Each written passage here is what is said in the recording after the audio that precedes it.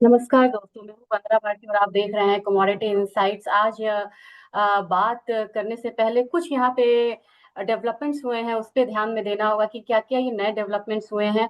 China ने अब economy को रीजुवेनेट करने की यहाँ पे बात है, तो चाइना ने कल कहा है कि वो सब्सिडाइज रेट पे, यानी कि इंटरेस्ट को रेट को वो थोड़ा सा कम करेंगे ताकि जो पर्सनल स्पेंडिंग है कंज्यूमर्स की वो यहाँ पे बढ़े। तो ये एक अच्छी खबर आई है जिसकी वजह से मार्केट में थोड़ा सा हम लोगों ने कहते हैं कि कॉन्फिडेंस सा लौटता हुआ देखा है, क्योंकि चाइना एक बहुत बड़ी इकोनॉमी है और वहां पे इंटरेस्ट रेट कम होता है तो उसका इम्पैक्ट सीधा सीधा आएगा। ये कह रहे हैं कि हम थोड़ा सा यहाँ पे कम करने की कोशिश करेंगे। China plans to subsidise some interest on loans aims to ensure household businesses have more financial resources to reduce credit cost। अब इसकी वजह से क्या होगा कि ये मेजर कंजम्पशन को ड्राइव कर सकता है। दूसरी न्यूज ये है कि अगर आप देखेंगे तो जो ग्लोबल एक्स एक्स यानी कि excluding US equity funds receive their biggest inflow in more than 4.5 years इन जुलाई। तो अब जिस तरीके से अनसर्टेनिटी यहाँ पे बन रही है इनफैक्ट यूएस में, जिसकी वजह से अब लोग जो हैं एक्स यूएस में अब निवेश करना ज्यादा मतलब कि इम्पोर्टेंट समझ रहे हैं और वो उन्हें प्रेफर कर रहे हैं, क्योंकि आए दिन यहाँ पे नीति बदल रही है जिसकी वजह से इन्वेस्टर्स जो है वो बहुत ज्यादा परेशान यहाँ पे नजर आ रहे हैं। इसके बाद अगर आप देखेंगे तो ऑयल के मार्केट में कल हम लोगों ने मेजर एक फॉल आता हुआ देखा था, खासकर कि नेचुरल गैस मैंने देखा था कि एक फॉल ज्यादा आ रही थी यहाँ पे। यही है कि रिपोर्ट के हिसाब से इन्वेंट्री गिरनी चाहिए, लेकिन कल जो इंडस्ट्री की जो आई है इन्वेंट्रीज की खबर, उसके हिसाब से लग रहा है कि स्टॉक प्राइस जो है वो यहाँ पे बढ़ना चाहिए। और एक प्रेशर जो है प्राइसेस पे ऑलरेडी यहाँ पे देखने को मिला है। साथ में देखा जाए तो जो गैसोलीन की इन्वेंट्रीज है ये थोड़ा सा यहाँ पे ड्रॉप हो सकती है, लेकिन अगेन डिस्टिलेट की इन्वेंट्रीज बढ़ेंगी। इसके अलावा जो तेल का बाजार है वो पूरी तरीके से, तेल का बाजार हो या सोने चांदी का बाजार हो, ये पूरी तरीके से रुका हुआ है। जो फ्राइडे को यहाँ पे यूएस और रशिया के बीच में मीट होने वाली है, इसके लिए ये बाजार रुका हुआ है और उसकी वजह से काफी ज्यादा एक range bound kind of movement जो है वो आ रहा है। आपको पता है कि फ्राइडे जो है हमारे यहाँ इंडिपेंडेंस डे है और उसकी वजह से प्राइसेस, आपको जो भी पोजीशन लेनी होगी उससे पहले आपको कट भी करना होगा। तो सीधा चलते हैं, यहाँ पे ज्यादा टाइम ना लगाते हुए अब यहाँ पे बात करेंगे कि किस तरीके के लेवल्स जो हैं वो यहाँ पे देखने को मिल सकते हैं। ट्रेडिंग लेवल्स की मैं बात कर रही हूँ। सबसे पहले देखेंगे, अभी भी 3400 से ऊपर जो है, जो गोल्ड का फ्यूचर्स है वो यहाँ पे ट्रेड हो रहा है और मुझे लग रहा है कि ओवरऑल प्राइसेस जो है अभी गोल्ड सिल्वर में ऊपर ही रहेंगे। इसमें कारण भी है कि बहुत ज्यादा जो कॉन्फिडेंस नहीं आ रहा है कि यहाँ पे एकदम से रशिया और यूएस जो है वो मिलेंगे और बोलेंगे कि ठीक है हमें वॉर से कोई मतलब नहीं है, हम वॉर यहाँ पे रोक रहे हैं।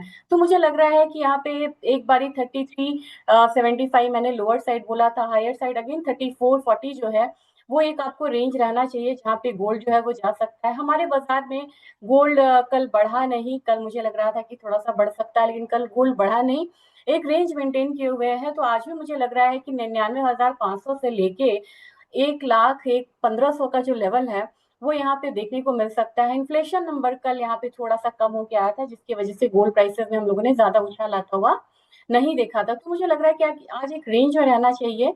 और आज जो अगर डेटा की बात करें तो बहुत कोई इंपॉर्टेंट डेटा तो यहाँ पे नहीं है, लेकिन गोल्ड जो है एक दायरा में आज रह सकता है क्योंकि मीटिंग बहुत इंपॉर्टेंट है। लेकिन ज्यादा कॉन्फिडेंस अगर आप कहेंगे कि गोल्ड सिल्वर में मुझे किस पे है, तो मुझे लग रहा है कि सिल्वर जो है वो यहाँ से चलना चाहिए। सिल्वर ने अगेन 38 का जो लेवल है उसको मेंटेन किया हुआ है, तो नेक्स्ट मुझे लग रहा है कि अगेन सिल्वर 39 की तरफ चेस करिए ये कमोडिटी। और अपने बाजार में बात की जाए तो मुझे लग रहा है कि अगेन जो हम लोगों ने रीसेंट हाई देखा था, रीसेंट हाई कितने का देखा था, 1,15,876, 1,18,15,876 का जो लेवल देखा था, करीब करीब उस लेवल को फिर से वहां पे आता हुआ हम देख सकते हैं। और वो अगेन एक डबल टॉप की तरह काम करेगा, तो उससे ऊपर जाने के लिए थोड़ा सा यहाँ पे न्यूज भी स्ट्रांग चाहिए।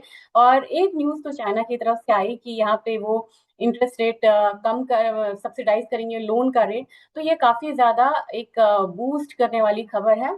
हालांकि हम लोगों ने पिछले अगर हिस्ट्री को उठा के देखे तो चाइना ने सबसे पहले रेट कट करना शुरू करा था, लेकिन बहुत ज्यादा इम्पैक्ट नहीं आया था, क्योंकि चाइनीज इकोनॉमी जो है वो डिफ्लेशन की तरफ जा रही थी। लेकिन अब हो सकता है कि सिनेरियो थोड़ा सा अलग हो और आपको नए नए ट्रेड रिलेशंस देखने को मिले। सितंबर में अब बात हो रही है कि मोदी जी अब जाने वाले हैं, जो हमारे इंडियन प्राइम मिनिस्टर हैं, वो चाइना जा सकते हैं। तो बड़ी तेजी से जो ट्रेड इक्वेशंस है वो यहाँ पे बदलते हुए नजर आ सकते हैं 2025 में।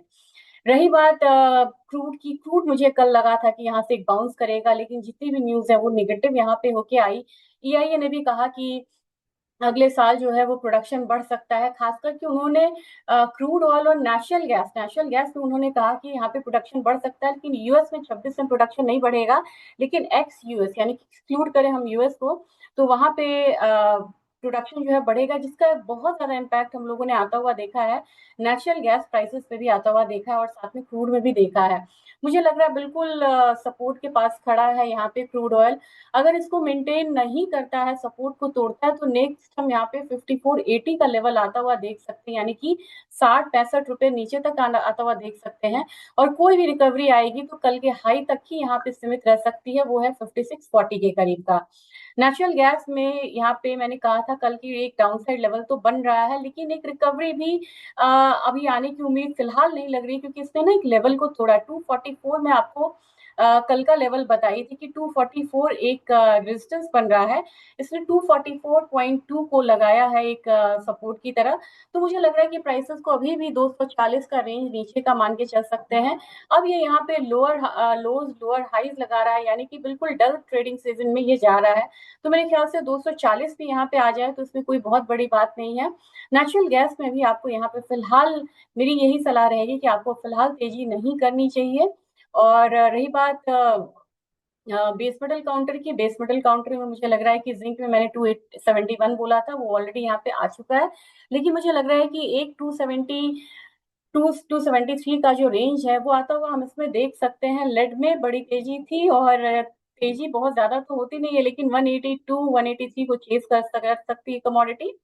और एल्यूमिनियम जो है ये ऊपरी स्तर पे टिका हुआ है। मुझे लग रहा है कि एल्यूमिनियम में हम एक बारी 256 256 नहीं, आप 257 258 का एक लेवल मान के चलिए, क्योंकि ये अपने रेजिस्टेंस के सामने खड़ा है। 256.2 एक लेवल प्लीज आप ध्यान में रखिएगा। 256.2 को यहाँ पे अगर ये ब्रीच करता है तो मुझे लग रहा है कि 258 259 का लेवल जो है वो यहाँ पे एल्यूमिनियम में आता हुआ देख सकते हैं। और कॉपर की बात की जाए, कॉपर मैंने आपको कल 895 कहा था, कल तो 895 नहीं आया, 892.85 आया, लेकिन आज इसने ऑलरेडी हाई लगाया हुआ है। ज्यादा, हाँ, एग्जैक्ट 895 का ही लगाया हुआ है। तो होप्स तो आपको इससे सहूलियत हुई होगी, और मुझे लग रहा है कि अगला ये 1902 को चेंज कर सकता है। तो कॉपर यहाँ पे स्ट्रॉन्ग ट्रेड कर सकता है।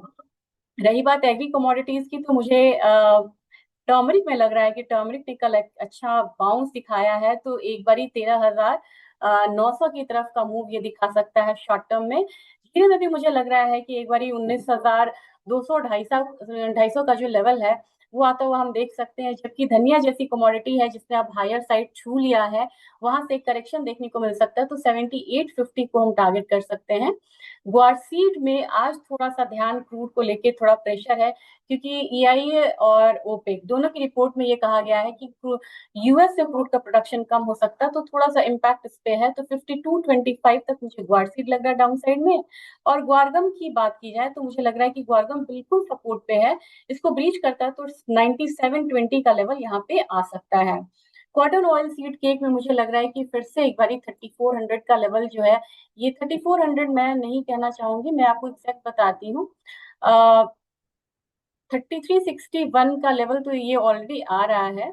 इसने कल जो हाई लगाया था, ये हाई लगाया था बिल्कुल 3400 ही कह सकते हैं, 3398 है, क्योंकि वो लेवल को फिर से टच कर सकता है। जबकि कैस्टर यहाँ पे आपको थोड़ा सा डाउनसाइड लेगा। कैस्टर में मैंने आपको कल भी स्पेशल रिपोर्ट में कहा था कि कैस्टर में यहाँ पे रकबा काफी ज्यादा बढ़ा है। तो नेक्स्ट हम क्या आता हुआ देख सकते हैं, 6572 वाला लेवल हम आता हुआ देख सकते हैं कैस्टर में। और मुझे लग रहा है कि अब डेटा से ज्यादा जो अनाउंसमेंट्स हो रहे हैं उसका बहुत ज्यादा इम्पैक्ट जो है देखने को मिल रहा है। और ट्रम्प कोई भी निगेटिव चीजों को अभी वो मानने के लिए तैयार नहीं। आज क्रूड की इन्वेंट्रीज है, और सीपीआई है जर्मनी का। इस पे हमें ध्यान रखने की जरूरत है। तो ये आज का अपडेट था। Thank you.